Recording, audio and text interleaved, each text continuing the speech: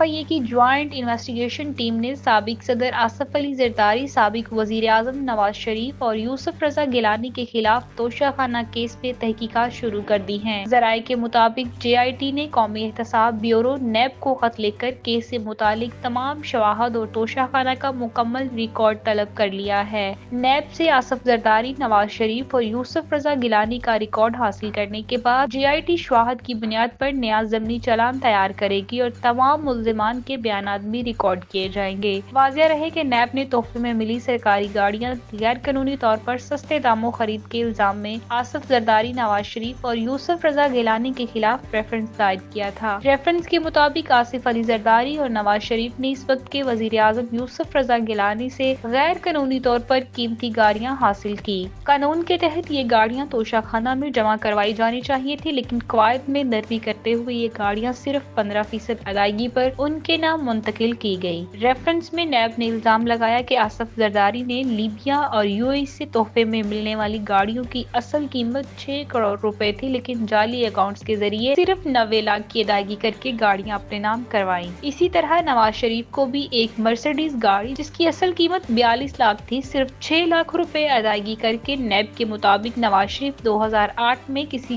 سرکاری عہدے پر نہیں تھے، لیکن انہیں بغیر کسی درخواست کے توشہ خانہ سے گاڑی دی گئی۔ یہ گاڑی 1992 کے ماڈل کی تھی، جو نواز شریف کے دوسرے دور حکومت میں ایک دوست ملک سے تحفے میں ملی تھی اور بعد میں قومی توشہ خانہ میں جمع کروائی گئی، لیکن 2008 میں انہیں دوبارہ دے دی گئی۔ FIA کے مطابق کیس میں اہم پیش رفت متوقع ہے اور تحقیقات مکمل ہونے کے بعد نیا چالان عدالت میں پیش کیا جائے گا۔